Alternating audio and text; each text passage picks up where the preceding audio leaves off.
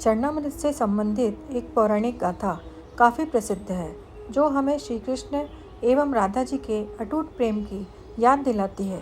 कहते हैं कि एक बार नंदलाल काफ़ी बीमार पड़ गए। कोई दवा या जड़ी बूटी उन पर बेअसर साबित हो रही थी। तभी श्री कृष्ण ने स्वयं ही गोपियों से एक ऐसा उपाय करने को कहा, जिसे सुन गोपियाँ दुविधा में पड़ गई। दरअसल श्री कृष्ण ने गोपियों से उन्हें चरणामृत पिलाने को कहा। उनका मानना था कि उनके परम भक्त या फिर जो उनसे अति प्रेम करता है तथा उनकी चिंता करता है, यदि उनके पाँव को धोने के लिए इस्तेमाल हुए जल को वे ग्रहण कर लें तो वे निश्चित ही ठीक हो जाएंगे। लेकिन दूसरी ओर गोपियाँ और भी चिंता में पड़ गई। श्री कृष्ण उन सभी गोपियों के लिए बेहद महत्वपूर्ण थे। वे सभी उनकी परम भक्त थी, लेकिन उन्हें इस उपाय के निष्फल होने की चिंता सता रही थी।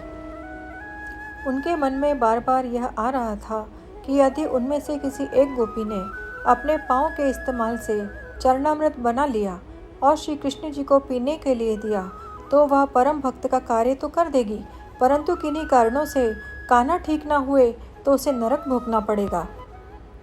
अब सभी गोपियाँ व्याकुल होकर श्री कृष्ण की ओर ताक रही थी और किसी अन्य उपाय के बारे में सोच रही थी कि वहाँ कृष्ण की प्रिय राधा आ गई। अपने कृष्ण को इस हालत में देख के राधा के तो जैसे प्राण ही निकल गए हों। जब गोपियों ने कृष्ण द्वारा बताया गया उपाय राधा को बताया तो राधा ने एक क्षण भी व्यर्थ करना उचित न समझा और जल्द ही स्वयं के पांव धोकर चरणामृत तैयार कर श्री कृष्ण को पिलाने के लिए आगे बढ़ी। राधा जानती थी कि वे क्या कर रही हैं।